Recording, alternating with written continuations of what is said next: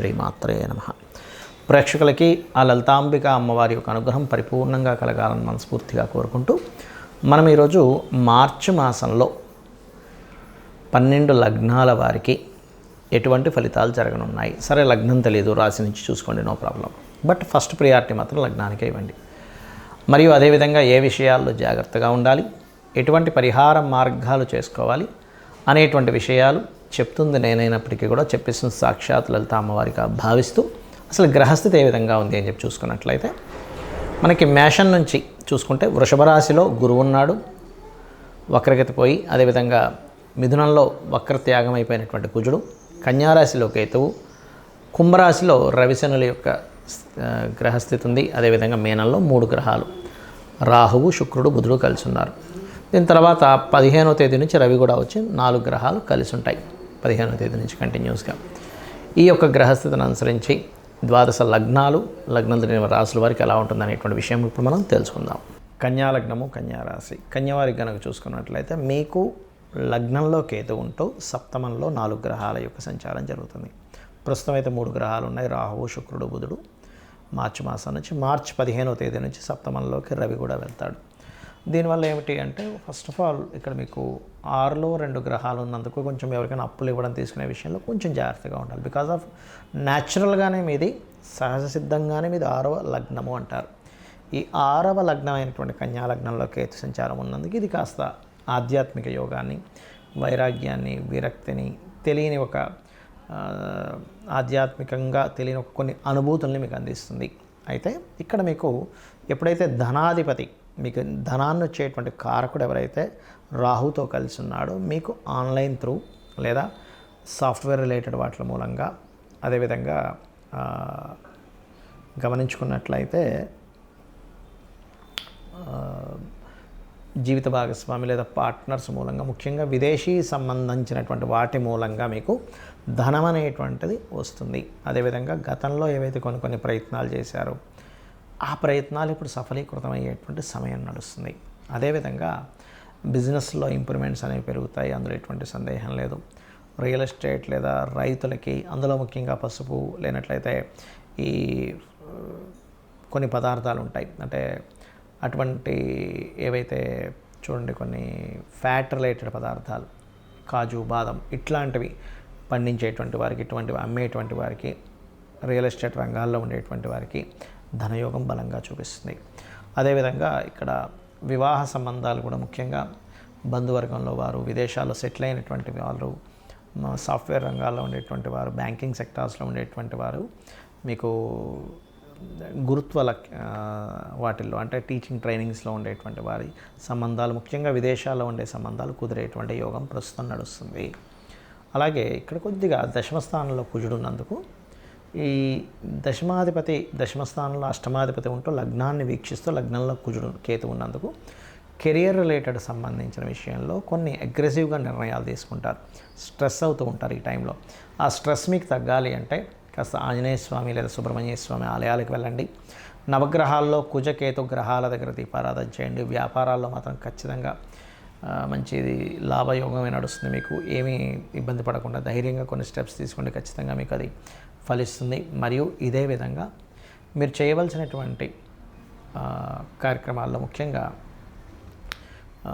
రెగ్యులర్గా మీరు కాస్త ఈ శని రవులు కలిసి ఉన్నారు కాబట్టి శని రవి గ్రహాల దగ్గర దీపారాధన చేస్తూ చండీ పారాయణం వినడం కానీ, సూర్య నమస్కారాలు చేసుకోవడం కానీ చేయండి, అనే విధాలు మీకు బాగుంటుంది. ఈ మార్చి మాస ఫలితాలు అయిపోయిన తర్వాత మనకి నూతన సంవత్సరం రాబోతుంది, విశ్వవసు నామ సంవత్సరం. ఇప్పటి నుంచే చెప్తున్నాను, అసలు విశ్వవసు నామ సంవత్సరంలో అయినా మీరు కంప్లీట్గా సక్సెస్ అవ్వాలంటే ఎటువంటి జాగ్రత్తలు తీసుకుంటే ఎవరైనా సరే, అంటే ఏ లగ్నంలో పుట్టినా, ఎటువంటి నక్షత్రంలో పుట్టినా, ఎటువంటి గ్రహస్థితులు ఎలా ఉన్నా సరే, ఇప్పుడు నేను చెప్పబోయేది మీకు ఫైనాన్షియల్గా, పేరు ప్రఖ్యాతుల పరంగా మీరు అనుకున్నటువంటి సంకల్పం ఏదైనా, మీ డిజైర్ ఏదున్నా సరే నెరవేరడానికి ఇప్పుడు నేను మీకు ఒక ఆస్ట్రాలజీలో ఉండేటువంటి ఒక సీక్రెట్ చెప్తున్నాను. అది కనుక పాటించగలిగితే అద్భుతంగా మీరు చేరుకోగలుగుతారు. ఒకటే గుర్తుపెట్టుకోండి, మనము ఎందుకు ఇంత ఇబ్బందులు పడుతున్నాము, ఆస్ట్రాలజీ మనకేం చెప్తుందంటే వెరీ క్లియర్లీ, మనం ఇప్పుడున్నటువంటి ప్రజెంట్ కండిషన్లో ఉండే నిర్ణయం ఒకటి, రాంగ్ డెసిషన్స్, ఓకే, అంటే రాంగ్ టైంలో మనం ఏదో ఎక్స్పెక్ట్ చేస్తూ ఉంటాం. సిచ్యువేషన్స్ ఒక దగ్గర ఒక రకంగా ఉన్నప్పుడు ఇంకోటి మనం ఆలోచిస్తూ ఉంటాం. అదొకటి మెయిన్. అది దానికి ఏంటి కారణం అంటే పంచమ స్థానము అంటారు, 5th లార్డ్. అదేవిధంగా రెండవది ఏంటంటే పూర్వజన్మల్లో మనం చేసిన కర్మ మనల్ని వెంటాడుతూ ఉంటుంది. ఇక్కడ చాలామందికి సందేహం ఏంటంటే మరి పూర్వజన్మ కర్మలో అలా ఉన్నప్పుడు అది ఇంకా మారదా, మరి అలా ఉన్నప్పుడు అలాగే నడిచిపోవాలి కదా అనుకుంటూ ఉంటారు. కానీ ఇక్కడ భగవంతుడు మనకి 2 ఇచ్చాడు విషయాలు. ఏమిటంటే ఒకటి, మనం పూర్వజన్మలో చేసినటువంటి కర్మ వల్ల మన జాతకం నడవడము, రెండవది మన ప్రయత్నం వల్ల కూడా కొంత ఆ స్కోప్ అనేటువంటిది, ఆ ఛాన్స్ అనేటువంటిది మనకి ఇచ్చాడు. దాన్ని ఫ్రీ వీల్ అంటారు.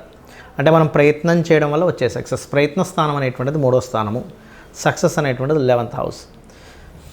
ఎవరైనా సరే నిత్యము గనక ఉదయము సాయంత్రము లలిత విష్ణు సహస్రనామాలు ఎవరైతే చేస్తారో వాళ్ళ ప్రయత్నం 100% సక్సెస్ అవుతుంది.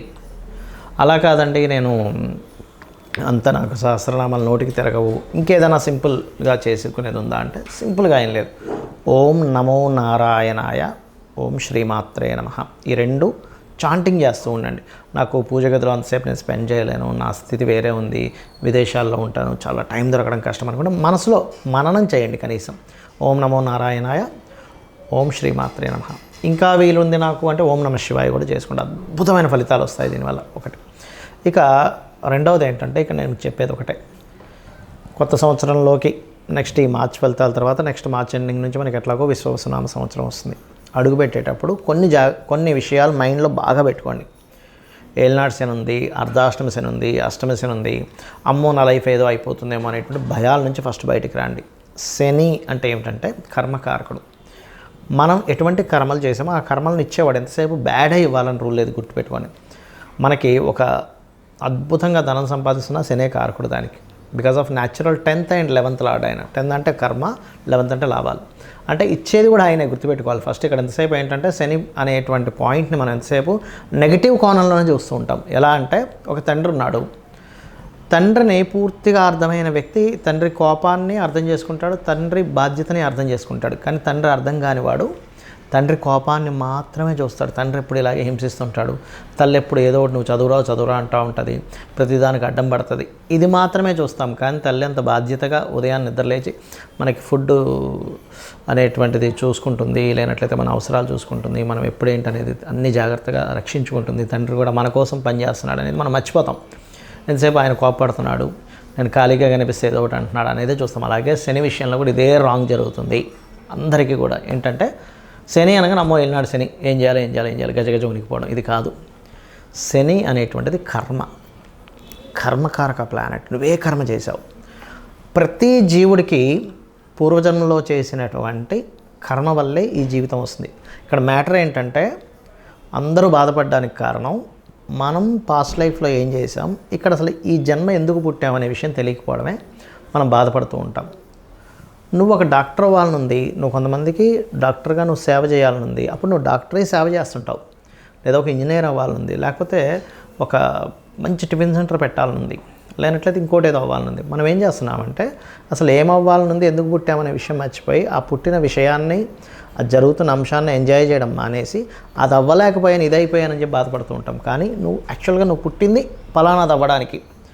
ఒక ఆస్ట్రాలజర్గా ఎవరికైనా ఏదైనా ప్రాబ్లం ఉంటే వాళ్ళకి గైడ్ చేసి వాళ్ళ ప్రాబ్లమ్ని గ్రహపరంగా ఏం చేసుకోవాలనేది స్పష్టంగా వాళ్ళకి క్లియర్గా చెప్పడానికి ఒక ఆస్ట్రాలజర్ అవుతాడు. అదేవిధంగా ఒక డాక్టర్ ఆ రోగాన్ని నివారించడానికి ఒక డాక్టర్ అవుతాడు.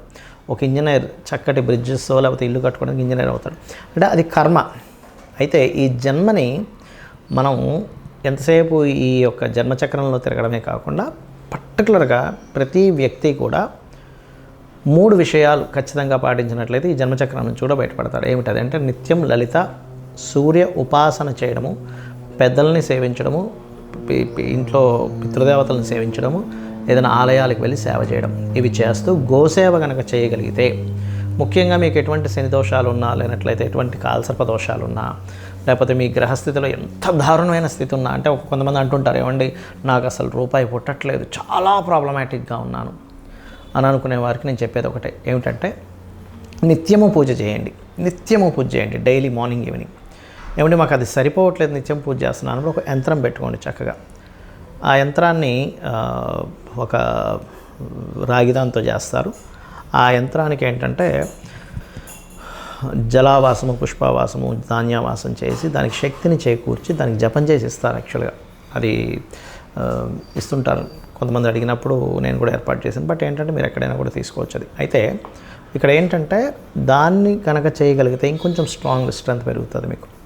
ఇక్కడ నేను చెప్పేది ఒకటే, మీరు నేను చెప్పినటువంటి ఇవి కనుక పాటించగలిగితే ఖచ్చితంగా విశ్వవసు నామ సంవత్సరంలో మీరు సక్సెస్ అవ్వాలని చెప్పి మనస్ఫూర్తిగా కోరుకుంటూ అందరూ కూడా ఓం శ్రీమాత్రే నమః అనే మంత్రమైన కనీసం చేసుకోండి.